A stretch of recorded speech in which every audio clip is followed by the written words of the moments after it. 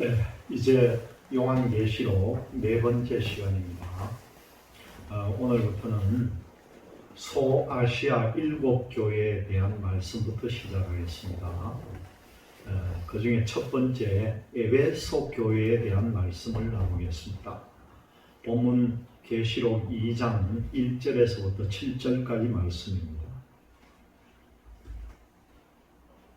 에베소 교회의 사자에게 편지하기를 오른손에 일곱 뼈를 붙잡고 일곱 금 촛대 사이에 다니시는 이가 가라사대 내가 내 행위와 수고와 내 인내를 알고 또 악한 자들을 용납지 아니한 것과 자칭 사도라 하되 아닌 자들을 시험하여 그 거짓된 것을 내가 드러낸 것과 또 내가 참고 내 이름을 위하여 견디고 게으르지 아니한 것을 아노라. 그러나 너를 책망할 것이 있나니 너의 처음 사랑을 버렸느니라. 그러므로 어디서 떨어진 것을 생각하고 회개하여 처음 행위를 가지라. 만일 그리하지 아니하고 회개치 아니하면 내가 내게 임하여 내 촛대를 그 자리에서 옮기리라. 오직 내게 이것이 있으니 내가 니골라당의 행위를 미워하는도다. 나도 이것을 미워하노라. 귀 있는 자는 성령이 교회들에게 하시는 말씀을 들을지어다. 이기는 그에게는 내가 하나님의 나골에 있는 생명나무의 과실을 주어 먹게 하리라. 전 세계 예수 그리스도의 이름으로 세워진 교회들이 이 소아시아 일곱 교회와 같은 종류의 교회들로 나누어져 있다는 겁니다. 이 일곱 교회를 바르게 분별하면은 구원받을 수 있는 것과 구원에 이르지 못하는 것과 또 구원을 받아서 하늘나라에서 그리스도로 더불어 왕노릇할 사람도 있고 그렇지 못한 사람의 구원의 방법을 여기에서 말씀하고 있습니다. 이 말씀을 잘 이해하면은 소아시아 일곱 교회 가운데서 구원에 대한 말씀을 확실하게 분별하면은 이 사복음서에서부터 말씀이 일치가 되어서 맞아 떨어지게 됩니다. 그래서 예수 그리스도를 믿고 거듭 태어나서 중생하는 사람은 천국에 갈 수 있다는 주장과 또 거듭 중생했던 사람들도 구원받지 못하는 것을 볼 수가 있습니다. 어떤 것이 성경의 진리인지 아는 것이 가장 중요한 거지요. 소아시아 일곱 교회를 바르게 분별하면은 세계 기독교가 이렇게 안일한 신앙생활은 하지 않을 것입니다. 분명히 하나님께서 일곱 교회들의 유형이 있다는 것을 말씀하고 있는데도 우리는 예수 그리스도를 믿고 거듭 태어났으니 천국 백성이다. 그래서 아무렇게 살아도 교회만 왔다 갔다 하면은 다 구원받는 백성으로 천국 갈 수 있다고 말한다면요, 엄격하게 따지면은 이것은 전혀 다른 복음이라는 거죠. 갈라디아서 1장 6절에서 8절을 보면은 다른 복음을 전하면은 저주를 받는다는 내용이 있습니다. 또 고린도후서 11장 4절에 다른 예수를 전하는 것을 금하고 있습니다.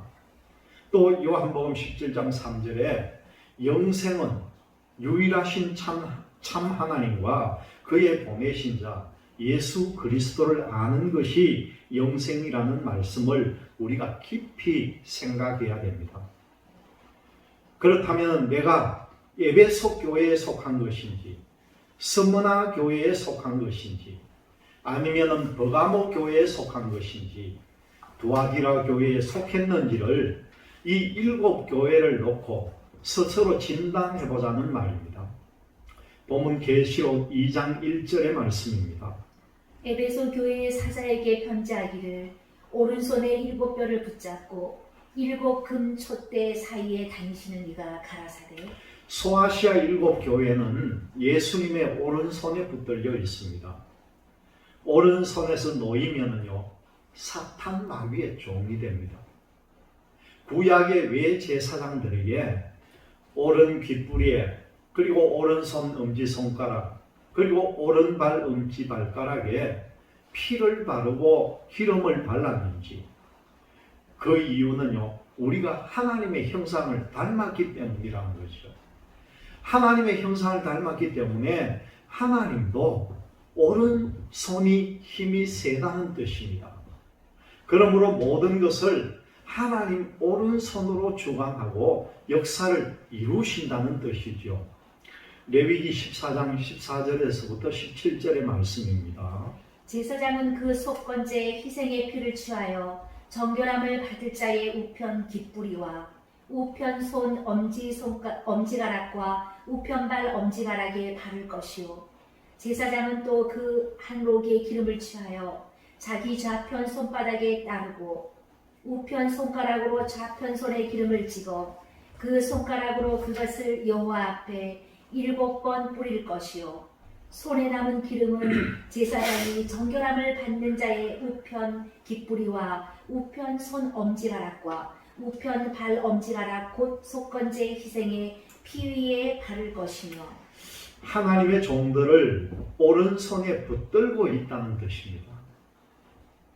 여러분이 기도할 때 오른손으로 붙들어 달라는 것이 바로 이 내용입니다. 소아시아 7교회 7별을 다 붙들고 계시는 거지요. 그 가운데 에베소 교회가 처음 사랑을 버렸기 때문에 다시 회복하지 않으면 놓아버리겠다는 겁니다. 촛대를 옮기겠다는 거예요. 버리겠다는 뜻입니다. 사도행전 2장 33절에 하나님의 오른손으로 예수님을 높이는 말씀이 있는데 오른손에 붙들린 자가 되어야지 오른손에서 노임을 받는 자가 되면 안 된다는 말씀이죠. 사도행전 2장 33절의 말씀입니다. 하나님이 오른손으로 예수를 높이시매 그가 약속하신 성령을 아버지께 받아서 너희 보고 듣는 이것을 부어주셨느니라. 예수님도 하나님의 오른손에 붙들렸습니다. 출애굽기 15장 6절에도 주의 오른손의 권능으로 영광을 나타내시고 또 출애굽기 15장 12절에도 주께서 오른손을 드신즉 땅이 그들을 삼켰나이다. 그런 말씀이 나옵니다. 항상 하나님은 오른손으로 역사하신다는 거예요. 오른손에서 놓이면은요, 사단의 도구가 됩니다. 성령의 인도함을 따라서 사역을 감당하지 않고 인간의 수단과 방법과 세상 지식과 철학의 방법으로 하나님의 사역을 감당하면은 오른손에 붙들린 자가 될 수 없다는 사실입니다. 본문 에베소 교회에 하신 말씀이 오른손에 7별을 붙잡고 7 금촛대 사이에 다니시는 이가 가라사대 그렇게 하면서 나타납니다. 그러면 오른손에 붙들린 것을 놓을 수도 있고 그대로 잡을 수도 있다는 말씀입니다. 계시록 2장 2절의 말씀입니다. 내가 내 행위와 계속해서 내 인내를 알고 또 악한 자들을 용납지 아니한 것과 자칭 사도라 하되 아닌 자들을 시험하여 그 거짓된 것을 내가 드러낸 것과 그런 말씀이 나옵니다. 이 좋은 행위입니다. 예수 믿고 거듭 태어났으면은 우리가 이 다음에 읽어볼 골로새서 3장 10절에 우리는요 모두가 새로운 피조물이라는 거예요. 여기서부터 우리가 어떤 일을 행해야 되는지 신앙의 과정의 출발이 여기에서 나오게 됩니다. 골로새서 3장 10절의 말씀입니다. 새 사람을 입었으니 이는 자기를 창조하신 자의 형상을 쫓아 지식에까지 새롭게 하심을 받는 자니라. 우리가 예수 그리스도를 마음으로 믿어 의의 자리에 이르고 또 새로운 피조물이 되었습니다. 여러분은 남자의 후손에서요 여자의 후손으로 족보가 옮겨졌습니다. 그렇다면 우리 신앙의 목표는 나를 창조하신 예수 그리스도와 같은 성화된 모습까지 닮아가는 것이 신앙 최고의 목표입니다. 그런데 여기서 멈춰서서 교회만 나가고 목사님의 말씀에 순종만 한다면 천국 갈 수가 있겠습니까? 아니라는 거예요. 목사님의 말에도 사람의 말이 있고 하나님의 진리의 말씀도 있고 다양하다는 사실입니다. 그 가운데 하나님의 뜻을 따라서 순종하는 것이 제일 정확합니다. 예수를 믿고 거듭 태어났으면 다음에 해야 될 일은 선한 행위. 하나님은요, 열매 맺기를 원하신다는 거죠. 성경이 가장 애매하게 기록된 말씀을 찾아보면은 믿기만 하면 천국에 올라앉는 것처럼 성경이 기록되어 있는데 에베소서 2장 1절에서 10절까지 그 한 대목의 한 단락입니다. 이 말씀을 끝까지 보면은 마지막에 뭐라고 했는지 우리가 알 수가 있습니다. 예수 그리스도를 믿고 새로운 피조물이 되었으면은 그 다음에 어떤 말씀을 하고 계시는지 우리가 한번 찾아보겠습니다. 에베소서 2장 1절에서부터 10절의 말씀입니다. 너희의 허물과 죄로 죽었던 너희를 살리셨도다. 그때 너희가 그 가운데서 행하여 이 세상 풍속을 쫓고 공중의 권세에 잡은 자를 따랐으니 곧 지금 불순종의 아들들 가운데서 역사하시는 영이라. 전에는 우리도 다 그 가운데서 우리 육체의 욕심을 따라 지내며 육체와 마음에 오라는 것을 하여 다른 이들과 같이 본질상 진노의 자녀이었더니 긍휼에 풍성하신 하나님이 우리를 사랑하신 그 큰 사랑을 인하여 허물러 죽은 우리를 그리스도 예수와 함께 살리셨고 우리는 모태에서 나올 때부터 죄악 중에 태어났으니 죄의 삭은 사망입니다. 너희가 은혜로 구원을 얻은 것이라. 죽었다가 살아난 것이 바로 구원이라는 것이죠. 또 함께 일으키사 그리스도 예수 안에서 함께 하늘에 앉히시니 앞으로 그렇게 될 진행형입니다. 이는 그리스도 예수 안에서 우리에게 자비하심으로써 그 은혜의 지극히 풍성함을 오는 여러 세대에 나타내려 하심이니라. 너희가 그 은혜를 인하여 믿음으로 말미암아 구원을 얻었나니 이것이 너희에게서 난 것이 아니요 하나님의 선물이라. 행위에서 난 것이 아니니 이는 누구든지 자랑치 못하게 함이니라. 구원은 행위로 받은 것이 아니라 하나님의 은혜로 받았습니다. 예수를 마음으로 믿는 믿음 때문에 하나님의 선물로 구원을 받았다는 것이요. 우리는 그의 만드신 바라 그리스도 예수 안에서 선한 일을 위하여 지으심을 받은 자니. 새로운 피조물이 되었으면 어떤 사람으로 만들어지기를 원하십니까? 선한 일하기를 원하셨던 것입니다. 이 일은 하나님이 이전에 예비하사 우리로 그 가운데서 행하게 하려 하심이니라. 예수를 믿고 거듭 태어났으면 선한 열매 맺는 것이 하나님의 뜻입니다. 선한 열매를 맺어야만이 안 믿는 사람도 전도를 할 수가 있고 이 지구가 천국을 만들 수 있는 그런 목적이 되는 것입니다. 열매 맺는 백성이 그 나라에 들어가는데 이 말씀을 잘 신비에 새기시기를 바랍니다. 이 말씀 외에도 로마서 3장의 행위적인 것으로 구원받을 수 없다는 것을 집중적으로 조명하고 있는데 그 말씀에도 끝에 가서는요 분명하게 말씀하십니다. 그 뜻은 분명히 내가 율법을 폐하는 것이 아니라 율법을 완전히 세운다 하면서 마무리가 됩니다. 예수를 은혜 가운데 믿고 새로운 피조물이 되었으면 행위적으로 열매 맺기를 원하는 것이 바로 성경의 말씀입니다. 이것을 망각해버리고 지금까지 쉬운 것만 받아들이고 잊어버린 것이라는 거죠.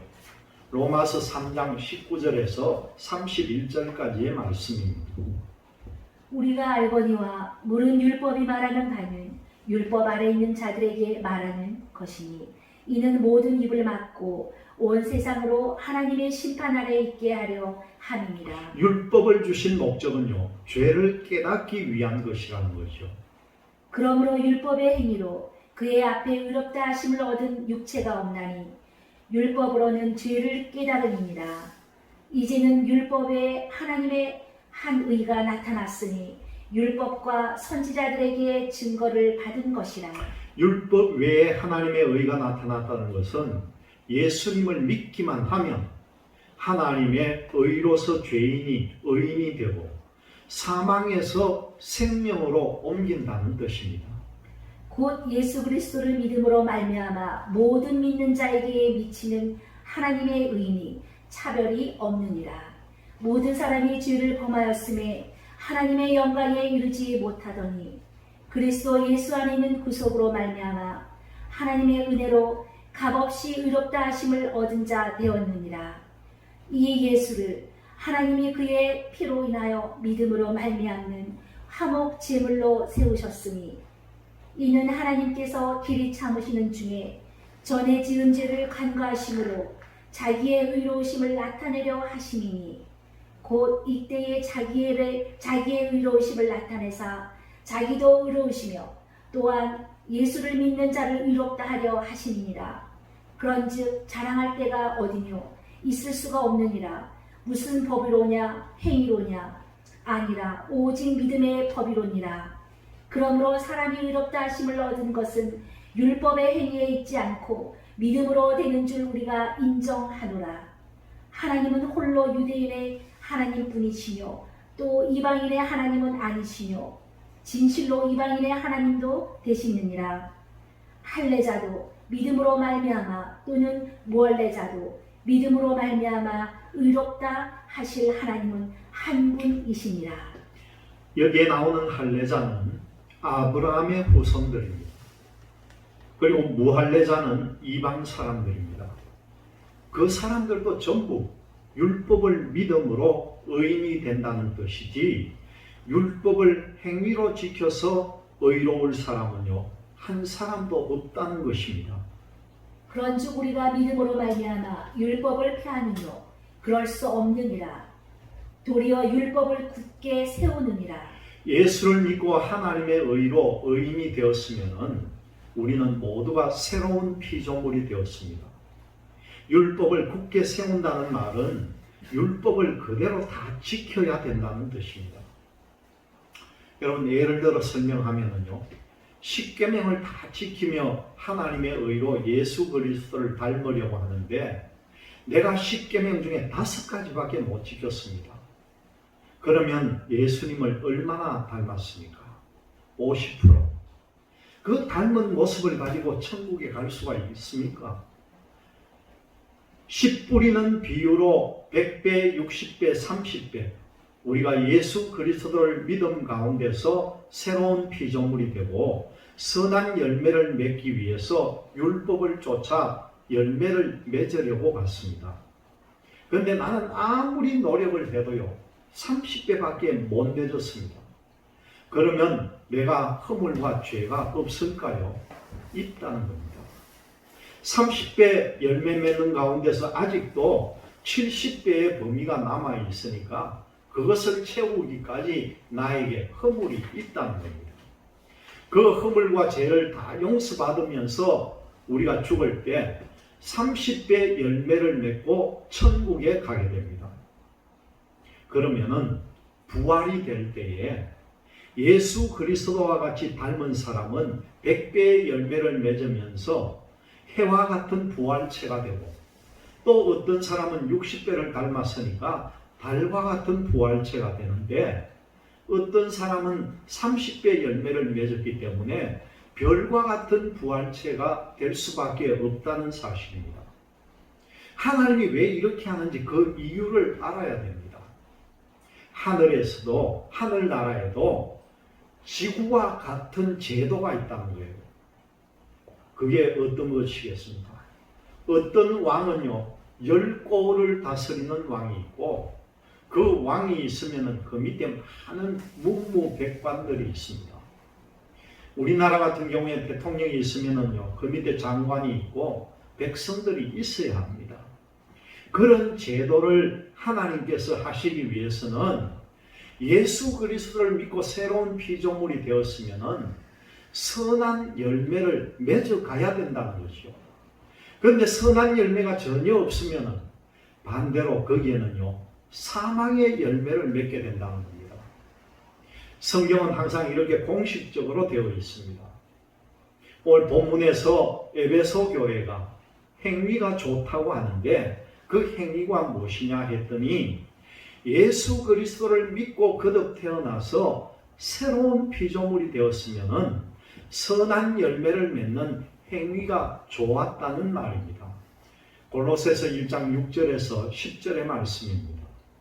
이 복음이 이미 너희에게 이르매 너희가 듣고 참으로 하나님의 은혜를 깨달은 날부터 너희 중에서와 같이 또한 온 천하에서도 열매를 맺어 자라는도다. 이와 같이 우리와 함께 종된 사랑하는 에바브라에게 너희가 배웠나니 그는 너희를 위하여 그리스도의 신실한 일꾼이요 성령 안에서 너희 사랑을 우리에게 고한 자니라.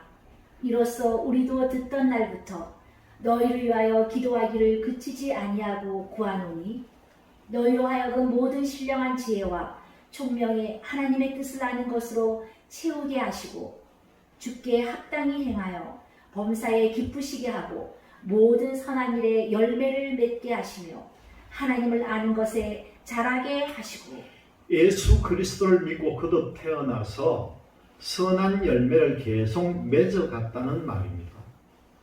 에베소 교회가 그러다가 중단이 된 것입니다.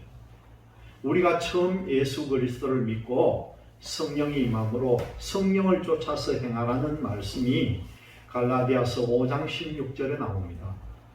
그러면 더욱더 깨끗하게 해서 성령이 강권적으로 나를 붙들고 하나님이 작업하시고 일을 하시는데 내가 성령을 쫓아 행하지 않고 계속 절제하고 뒷걸음치다 보니까 하나님께서 손을 놓아버림으로 신앙이 식었다는 거죠. 이런 에베소 같은 교회들이 많다는 겁니다. 본문 2절에 수고와라는 말이 나오는데 에베소 교회가 처음에는 행위도 좋았고 수고도 좋았는데 그 수고는 어떤 수고를 했느냐? 손으로 복음을 위하여 사도 바울이 천막을 짓는 목적은 어떻게 하든지 성도들에게 폐를 끼치지 않고 복음을 전하기 위해서라는 거죠. 그런 것도 수고가 되고 또 말씀을 가르치며 전도하는 것도 수고가 되고 그런 두 가지라는 겁니다. 고린도전서 4장 12절에서 13절의 말씀입니다. 또 수고하여 친히 손으로 일을 하며 후욕을 당한즉 축복하고 핍박을 당한즉 참고 비방을 당한즉 권면하니 우리가 지금까지 세상의 더러운 것과 만물의 찢기같이 되었도다. 여기서 바울이 수고한 것이 무엇입니까? 바울은요, 일을 했습니다. 사도 바울이 어떤 일을 했습니까? 사도 바울은 천막 짓는 일을 했습니다. 사도행전 20장 32절에서 35절의 말씀입니다. 지금 내가 너희를 주와 및 그 은혜의 말씀께 부탁하노니 그 말씀이 너희를 능히 든든히 세우사 거룩해 하심을 입은 모든 자 가운데 기업이 있게 하시리라. 내가 아무의 은이나 금이나 의복을 탐하지 아니하였고 너희 아는 바에 이 손으로 나와 내 동행들의 쓰는 것을 당하여 범사에 너희에게 모본을 보였노니 곧 이같이 수고하여 약한 사람들을 돕고 또 주 예수의 친히 말씀하신 바 주는 것이 받는 것보다 복이 있다 하심을 기억하여야 할지니라. 손으로 수고한 것을 말합니다. 교회가 복음을 전하며 교회 세우는 시작이기 때문에 본인이 직접 일했다는 뜻으로 알아도 됩니다. 또 말씀을 가르치는 것도 수고라는 뜻이죠. 디모데전서 5장 17절 말씀입니다. 잘 다스리는 장로들을 배나 존경할 자로 알되 말씀과 가르침에 수고하는 이들을 더할 것이니라. 에베소 교회가 행위와 수고는 직접 일한 적도 있고 말씀을 가르치면서 수고를 합니다. 본문 계시록 2장 2절 인내라는 것은 예수 그리스도의 복음을 처음 전파하고 증거하다 보니까 많은 박해가 있었다는 거죠. 하나님 말씀 속에서 인내를 해야 됩니다. 여러분들도 마찬가지 인내를 해야 된다는 거죠. 로마서 5장 1절에서 4절의 말씀입니다. 그러므로 우리가 믿음으로 의롭다 하심을 얻었은즉 우리 주 예수 그리스도로 말미암아 하나님으로 더불어 화평을 누리자. 또한 그로 말미암아 우리가 믿음으로 서 있는 이 은혜에 들어감을 얻었으며 하나님의 영광을 바라고 즐거워하느니라. 다만 이뿐 아니라 우리가 환난 중에도 즐거워하나니 이는 환난은 인내를, 인내는 연단을, 연단은 소망을 이루는 줄 알미로다. 예수를 증거하다 보면은 환난이 오는 것이 정상입니다. 그런데 참지 못하고 인내하지 못하면 안 된다는 거죠. 인내로 영혼을 구원한다는 것처럼 인내가 필요합니다. 인내하지 못하면은요, 금방 시험 들고 목사님이 한번 책망하면은요, 교회가 여기밖에 없나? 그냥 삐쳐서 나가버립니다. 책망은 빛으로 나타나는데 오늘날 교회는 아무리 잘못해도 잘한다고 하면서 키워놓다 보니까 사실 나쁜 말로 하면은 성도를 죽이는 것이라는 거죠. 책망하면은 목사님의 바지를 붙들고 용서해달라는 믿음의 자세가 되어야 하는데 인내할 줄 모르는 경우를 많이 볼 수 있다는 사실입니다. 앞으로 닥치는 환난 속에서 어떻게 대비해야 될까 하는 것을 깨달아야 됩니다. 에베소 교회가 시작은 잘했습니다. 본문 2절에서 악한 자는 하나님의 뜻을 대적합니다. 그래도 참았습니다. 이 에베소 교회가 성경을 제대로 아는 교회라고 볼 수 있습니다. 왜냐? 거짓된 성도를 가려내려면 성경 말씀이 기준이 되어야 한다는 사실입니다.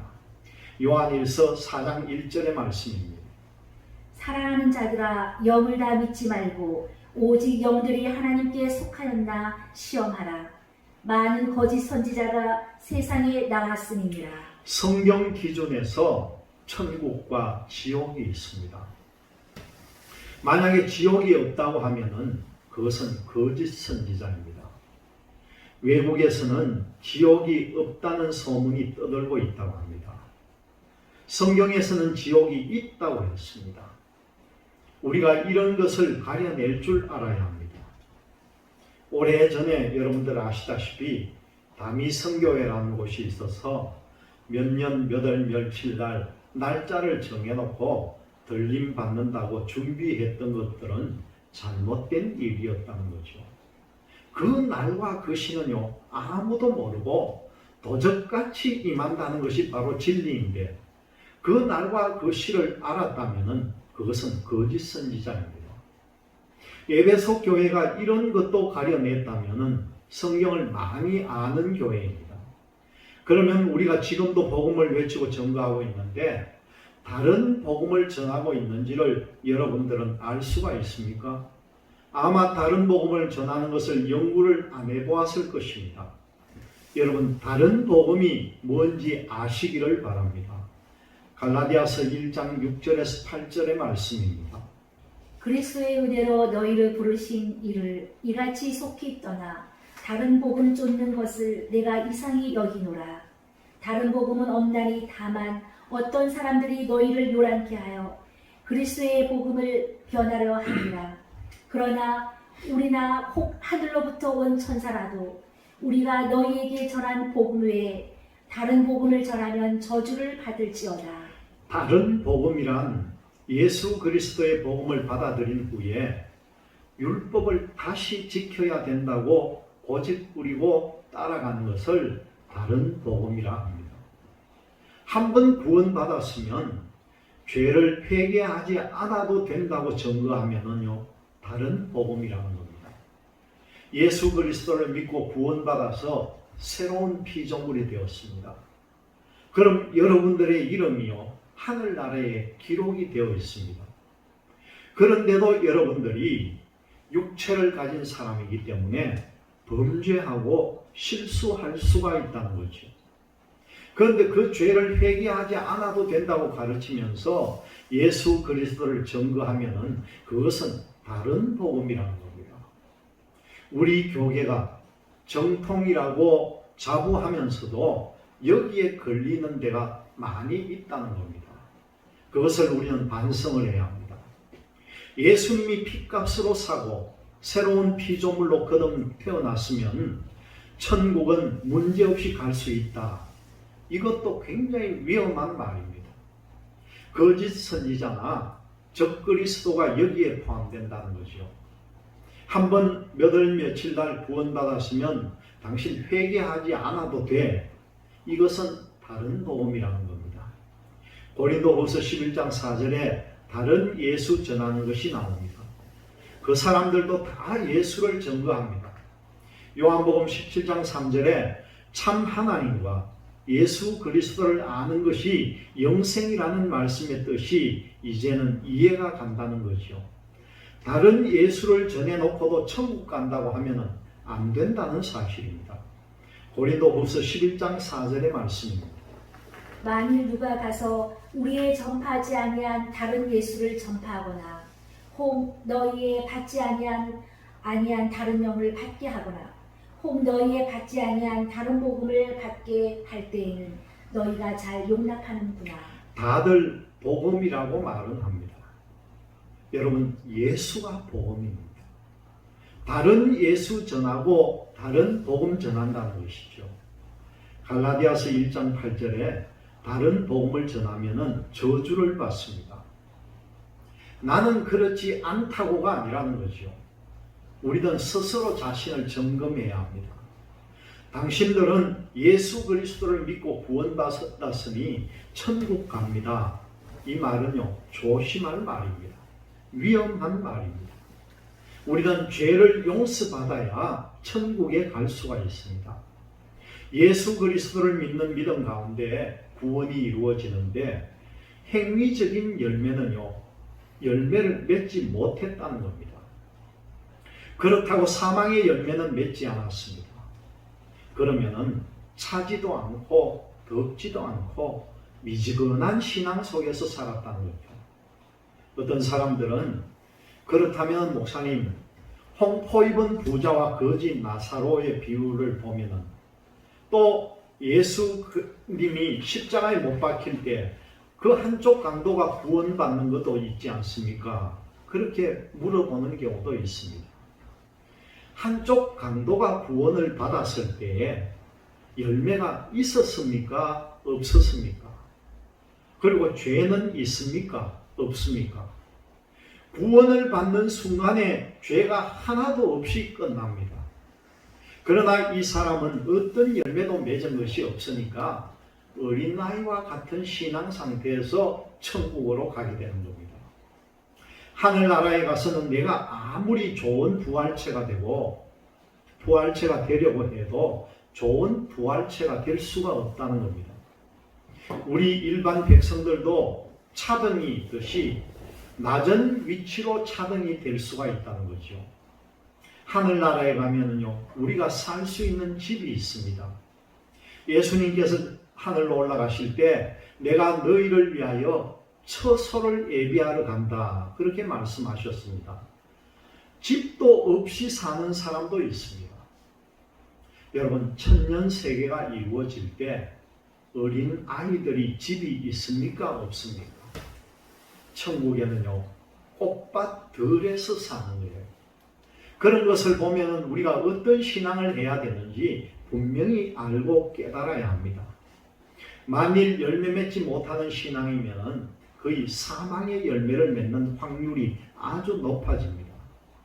그런데 예수만 믿으면 다 천국 갈 수 있다면 얼마나 좋겠습니까? 모든 사람들이 다 천국 갈 수 있다고 목사님들이 좋은 소리를 많이 하지만 성경을 자세히 살펴보면요, 그렇지 않다는 거죠. 요즘 천국과 지옥을 갔다 온 사람들의 감정을 들어보면요, 10사람 중에 3사람은 천국 가고 나머지 7사람은 못 간다는 비유를 가지고 증거를 할 때가 있습니다. 참 가슴 아픈 일입니다. 우리 교계가 반성해야 되지 않나 그런 생각이 드는 거죠.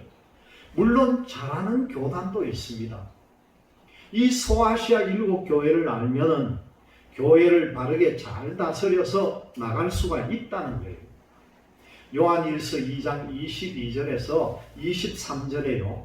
여호와를 증거하면서도 아들을 부인하는데 그 사람들도요 예수를 증거합니다. 그것이 다른 예수를 전하고 다른 복음을 전하는 뜻입니다. 요한일서 2장 22절에서 23절의 말씀입니다. 거짓말하는 자가 누구뇨? 예수께서 그리스도이심을 부인하는 자가 아니뇨? 아버지와 아들을 부인하는 그가 저 그리스도니 아들을 부인하는 자에게는 또한 아버지가 없으되 아들을 시인하는 자에게는 아버지도 있느니라. 여호와의 말씀을 전거하면서도 예수를 부인하면은 아버지를 부인하는 것이라는 거죠. 다른 복음이라는 겁니다. 다른 예수를 전하는 것입니다. 이것을 에베소 교회가 가려내었습니다. 우리도 가려낼 줄 알아야 됩니다. 이런 것을 잘 분별해야 핍박을 받아도 우리가 견딜 수가 있다는 거죠. 게으르지 않았다는 것은 끝까지 죽도록 충성하며 피곤할 때까지 일을 많이 했다는 뜻입니다. 데살로니가 후서 3장 13절과 갈라디아서 6장 9절을 참고하시기를 바랍니다. 에베소 교회가 처음 사랑을 버렸습니다. 처음 사랑을 버렸다고 하는데 하나님께서 우리들에게 주신 핵심적인 사랑이 무엇입니까? 첫 번째로는 보니까 위로는 하나님을 사랑하는 계명이 있고요. 아래로는 이웃을 사랑하고 사람을 사랑하는 계명이 있고 마지막으로 보니까 세상을 사랑하는 사랑, 이 세 가지가 있습니다. 이 세 가지를 분별을 해야만 앞으로도 유익할 뿐만 아니라 신앙생활에 아주 유익하다는 말씀입니다. 먼저 하나님을 사랑하고 이웃을 내 몸과 같이 사랑하라는 말씀을 마태복음 22장을 보면서 우리가 찾아봅니다. 계시록을 자세히 바르게 알면은 성경의 범위가 굉장히 넓어지고 이해력도 아주 빨라질 것입니다. 마태복음 22장 34절에서 40절의 말씀입니다. 예수께서 사두개인들로 대답할 수 없게 하셨다 함을 바리새인들이 듣고 모였는데 그 중에 한 율법사가 예수를 시험하여 묻되 선생님이여 율법 중에 어느 계명이 크니까? 예수께서 가라사대 내 마음을 다하고 목숨을 다하고 뜻을 다하여 주 너의 하나님을 사랑하라 하셨으니 이것이 크고 첫째 되는 계명이요 둘째는 그와 같으니 내 이웃을 내 몸과 같이 사랑하라 하셨으니 이 두 계명이 온 율법과 선지자의 강령이니라. 하나님을 사랑하는 것이 계명을 지키는 것입니다. 이 사랑을 버리면 사단의 도구가 됩니다. 이것을 두 가지 뜻으로 나누면 첫째는 뭡니까? 하나님의 계명을 말하고 있고 두 번째로는 사람의 계명을 말하고 있습니다. 요한 1서 5장 3절의 말씀입니다. 하나님을 사랑하는 것은 이것이니 우리가 그의 계명들을 지키는 것이라. 그의 계명들은 무거운 것이 아니로다. 하나님을 사랑하는 것이 하나님의 계명을 지키려는 거라는 거죠. 얼른 생각하기에는 10계명인 줄 압니다.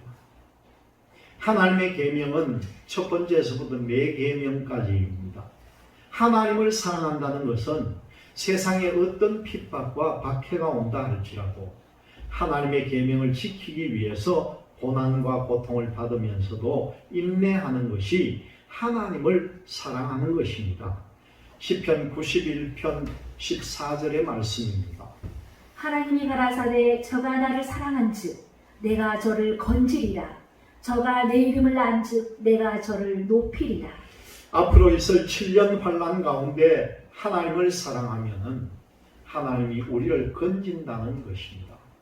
우리가 하나님을 사랑한다는 정도로는 세상에 어떤 박해와 핍박이 있다 할지라도 여러분 우상에 절하지 말고 우상의 재물을 먹지 말고 내가 하나님의 말씀을 지키면서 지금까지 왔습니다 라고 했을 때에 하나님께서 우리를 지켜주신다는 거죠.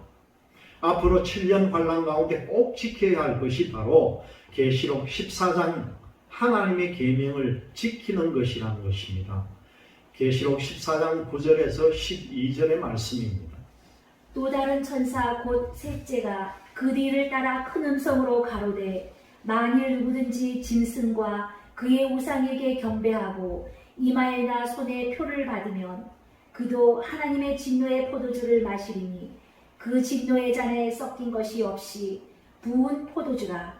거룩한 천사들 앞과 어린 양 앞에서 불과 유황으로 고난을 받으리니 그 고난의 연기가 세세토록 올라가리로다.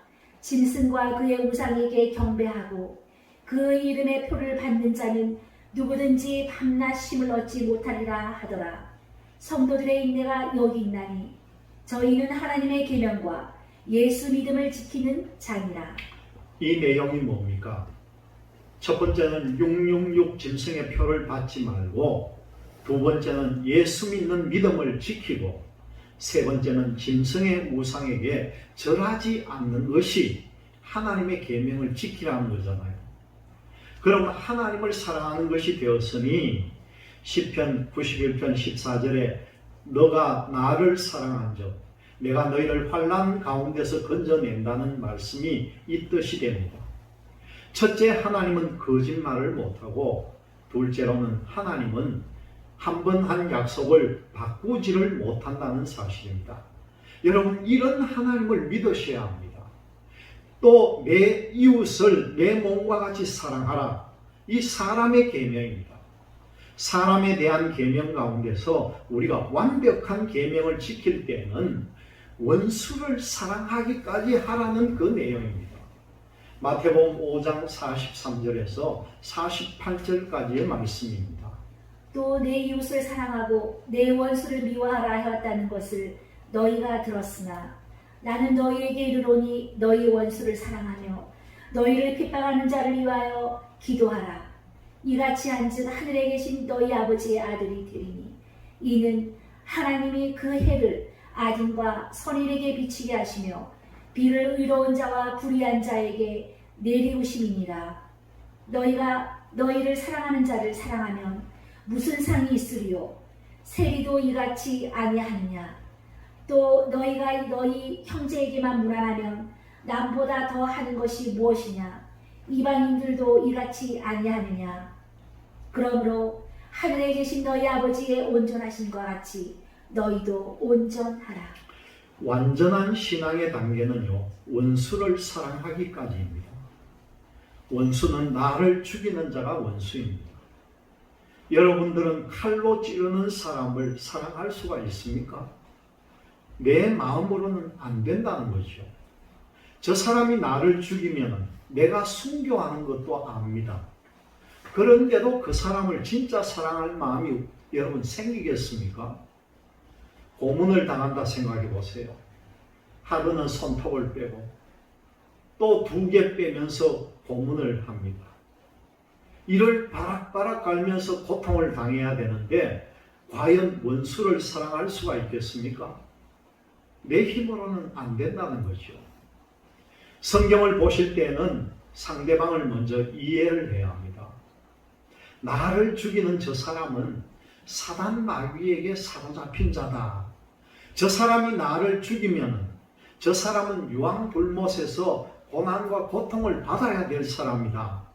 먼저 그런 생각을 하면요, 우리 마음속에 불쌍한 마음이 생긴다는 겁니다. 그래서 좋아하는 사람끼리 좋아하는 것이야 누가 못합니까? 나를 죽이는 원수를 사랑하는 것이 온전한 사랑이라는 거죠. 이런 사랑이 있고, 세 번째는 무슨 사랑이 있느냐? 세상을 사랑하는 사랑이 여기에 있습니다. 요한일서 2장 15절에서 16절의 말씀입니다. 이 세상이나 세상에 있는 것들을 사랑치 말라. 누구든지 세상을 사랑하면 아버지의 사랑이 그 속에 있지 아니하니 이는 세상에 있는 모든 것이 육신의 정욕과 안목의 정욕과 이생의 자랑이니 다 아버지께로 쫓아온 것이 아니요 세상으로 쫓아온 것이라. 세상을 사랑하면 하나님의 사랑은 떠나갑니다. 문명이 발달되기 전에 예수를 처음 믿었을 때에 세상을 사랑할 시간이 있었습니까? 교회 가기가 바빴고 교회 가는 것이 그냥 즐겁고 그 날짜가 기다려졌는데, 여러분 지금은 세상이 너무 좋아서 교회 가는 날짜가 다가오면은 벌써 수요일이야, 구역 예배 또 금요일이야, 이렇게 귀찮게 생각합니다. 이것은 무엇을 증명을 합니까? 내가 세상을 사랑하고 있다는 증거가 됩니다. 결국 이사야 5장의 말씀처럼 하나님은 우리들에게 극상품 포도 맺기를 원하셨는데, 지금도 무슨 포도를 우리는 맺고 있습니까? 덜 포도를 맺는 것이 여기에서 나옵니다. 이사야 5장 1절에서 2절의 말씀입니다. 내가 나의 사랑하는 자를 위하여 노래하되 나의 사랑하는 자의 포도원을 노래하리라. 나의 사랑하는 자에게 포도원이 있으며 심히 기름진 사내로다. 이것이 예루살렘 땅을 비유로 말합니다. 2절에 보니까 땅을 파서 돌을 제하고, 이것은 이스라엘 땅에서 7 족속이 살고 있었습니다. 그 사람들을 쫓아낸 것을 보고 땅을 파서 돌을 제했다, 그렇게 말씀합니다. 그리고 극상품 포도나무를 심었다는 겁니다. 그게 뭡니까? 거기에 이스라엘 백성들을 심었다는 거죠. 그 중에 망대를 세웠고 그 안에 꿀을 팠었도다, 그렇게 말씀합니다. 예루살렘 성전을 세웠다는 겁니다. 좋은 포도 맺기를 바랐더니 덜 포도를 맺혔도다. 그 덜 포도를 맺었으면 세상을 사랑한 것이라는 거죠. 이 지구촌에서 예수를 믿으면 다 부자가 되고 부유해지고 물질 문명들이 다 발달되었습니다. 앞으로 이제 계시록 17장과 18장에서 바벨론이 무너지는 것이 무엇이냐? 이 유럽의 복음이 들어가서 유럽의 나라가 문명이 발달이 되므로 전 세계로 물자를 수출해서 잘 살도록 만들었습니다. 그런데 믿는 백성들이 세상의 미혹을 당해버렸다는 거죠. 그래서 전부 덜 포도를 맺다 보니까 교회가 문을 닫았습니다. 그 복음이 북아메리카로 넘어가니까 거기서도 예수를 믿고 부유해졌다는 거죠. 거기서도 물질 문명이 발달되다 보니까 역시 덜 포도가 되어버렸다는 겁니다. 그랬던 복음이 유럽과 북아프리카 지역에서 선교사들을 통해서 한국의 복음이 전해졌습니다. 이제 136년에 들었습니다. 맨 처음 예수를 믿을 때에는 여자들은 치마저고를 입고 남자들은 흰 두루마기를 입었을 때입니다. 그때는 문명이 발달되지 않았고 먹고 마시는 데만 급급했습니다. 세상에 미혹당할 것이 없었다는 거죠. 그런데 요즘 어떻습니까?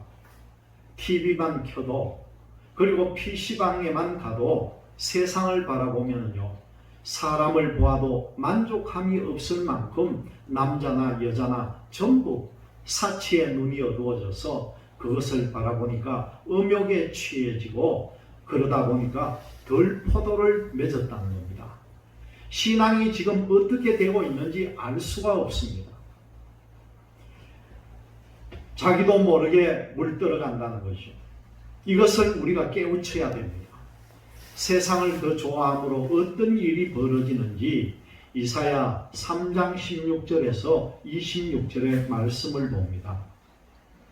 여호와께서 또 말씀하시되 시온의 딸들이 교만하여 느린 목적을 통하는 눈으로 다니며 악이 죽거려 행하며 발로는 쟁쟁한 소리를 낸다 하시도다.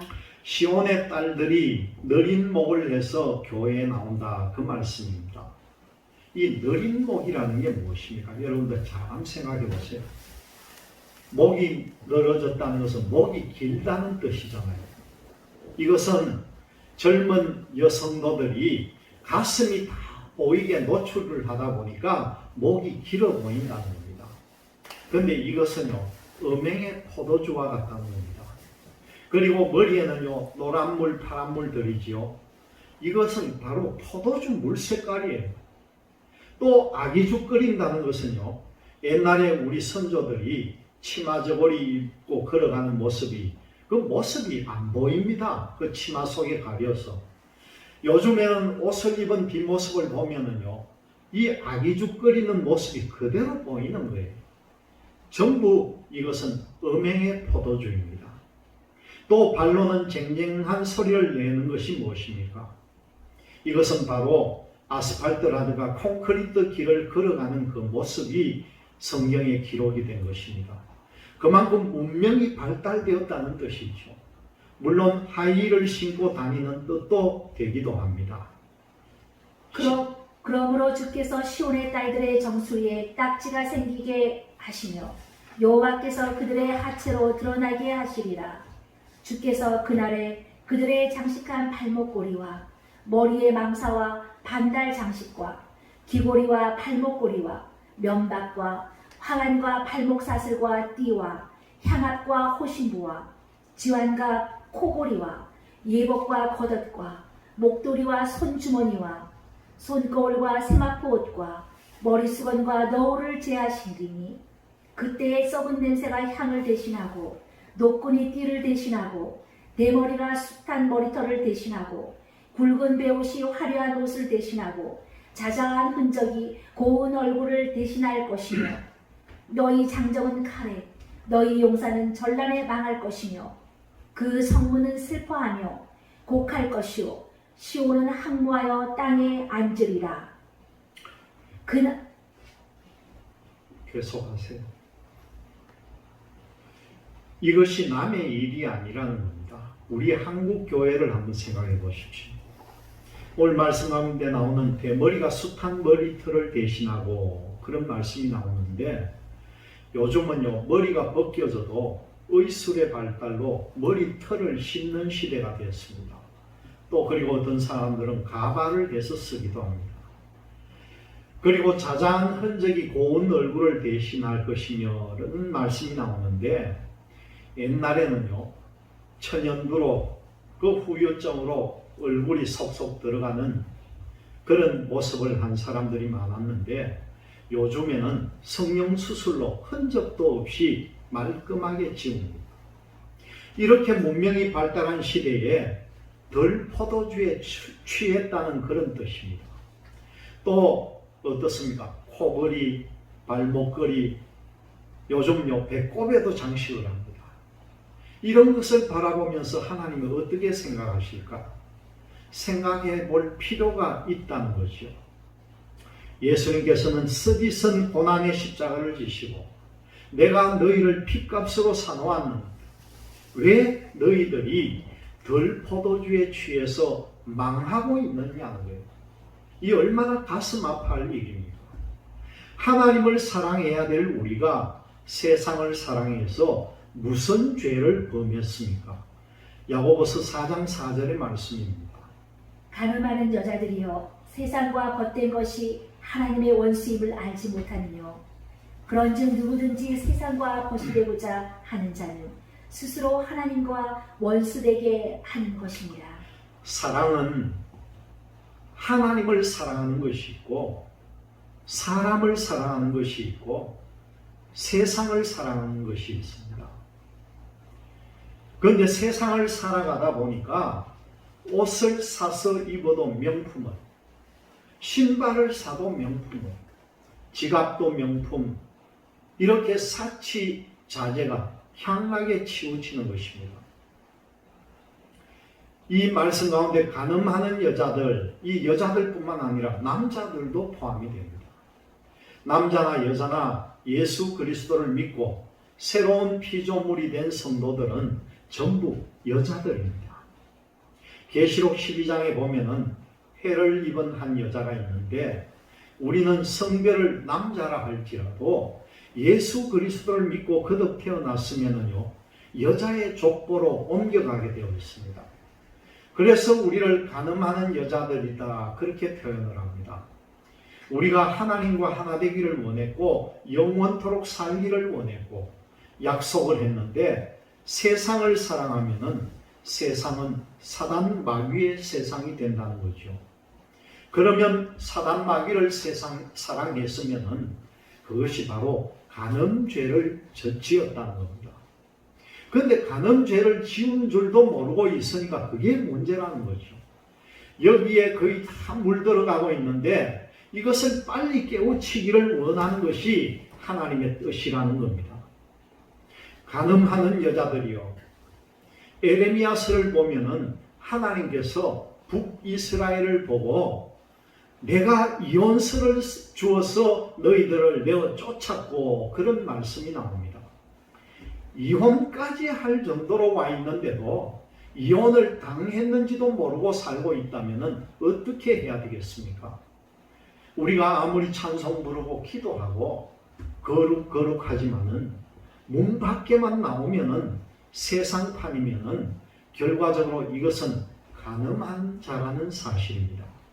덜 포도를 맺는 것 때문에 앞으로 음녀를 죽인다는 것이 계시록 17장에서 나옵니다. 계시록 17장 1절에서부터 5절까지의 말씀입니다. 또 일곱 대접을 가진 일곱 천사 중 하나가 와서 내게 말하여 가로되 이리 오라. 많은 무리에 앉은 큰 음녀에 받은 심판을 내게 보이리라. 땅의 임금들도 그로 더불어 음행하였고 땅에 거하는 자들도 그 음행의 포도주에 취하였다 하고 곧 성령으로 나를 데리고 광야로 가니라. 내가 보니 여자가 붉은빛 짐승을 탔는데 그 짐승의 몸에 참난된 이름들이 가득하고 일곱 머리와 열 뿔이 있으며 그 여자는 자줏빛과 붉은빛 옷을 입고 금과 보석과 진주로 꾸미고 손에 금잔을 가졌는데 가증한 물건과 그의 음행에 더러운 것들이 가득하더라. 그 이마에 이름이 기록되었으니 비밀이라. 큰 바벨론이라. 땅의 음료들과 가증한 것들의 어미라 하였더라. 전 세계를 포도주로 취하게 만들었습니다. 이것이 앞으로 후 3년 반에 심판받게 될 내용들입니다. 이것이 간음죄를 지은 야고보서 4장 4절의 말씀이 계시록에 와서는 음녀요 음행죄를 지었다는 그 말씀입니다. 남녀 불륜의 음행이 아니라 세상을 너무 좋아했다는 말입니다. 이것 때문에 심판을 받습니다. 문명이 발달되면 좋은 점도 있지만은 신앙인들에게는 아주 좋지 못하다는 거죠.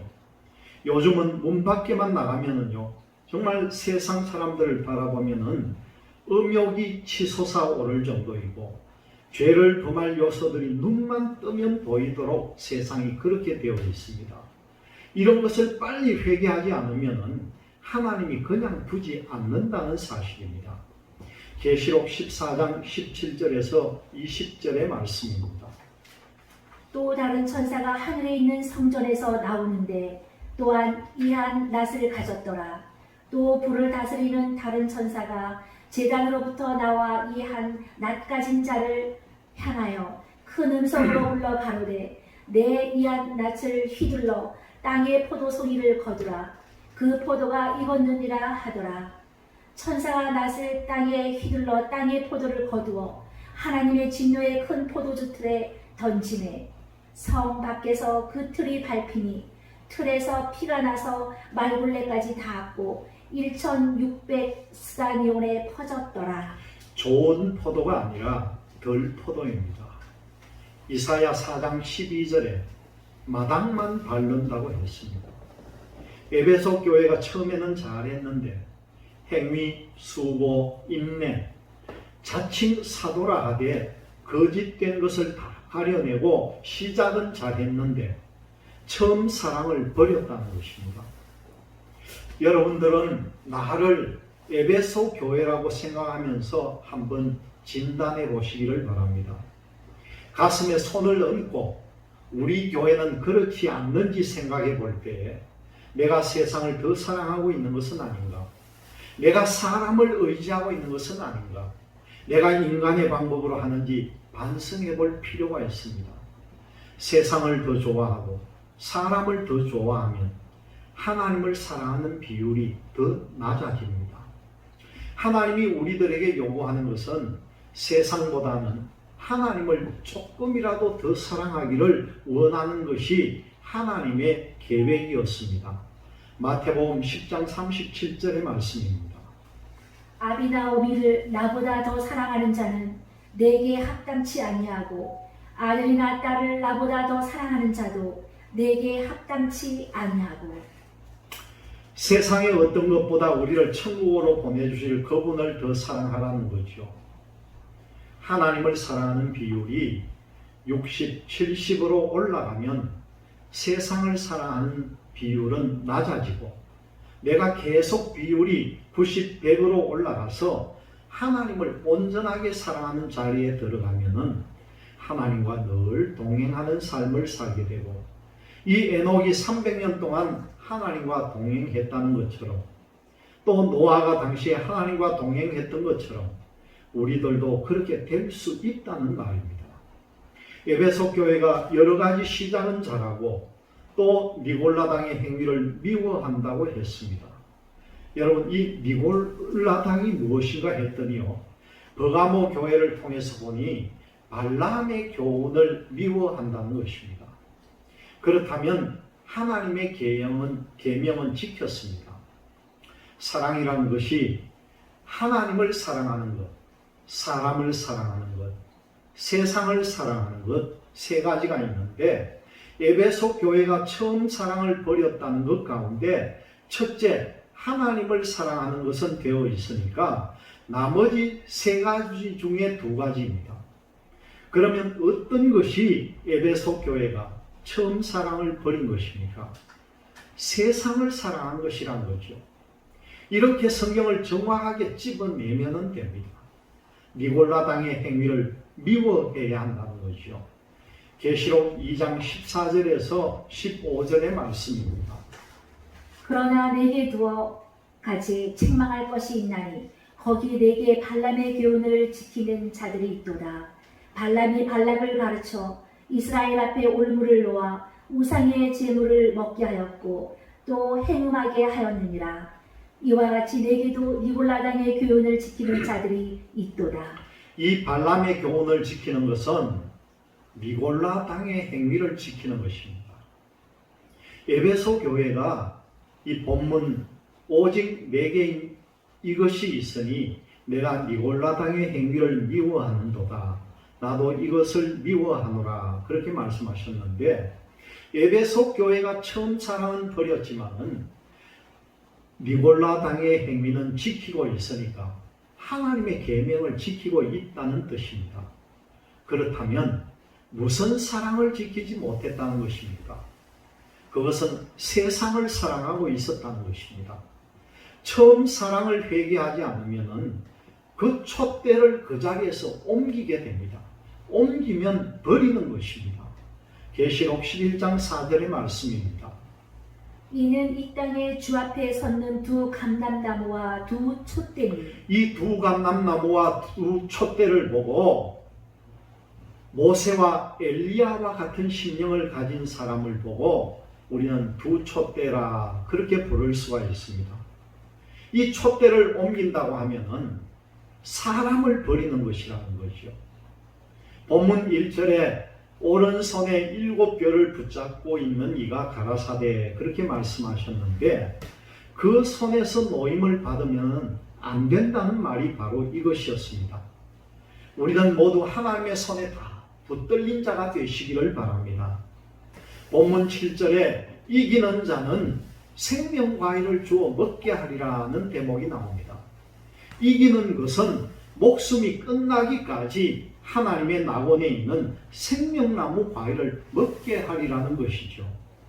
이어서 다음 시간에 또 이 소아시아 7교회에 대한 말씀을 계속하겠습니다.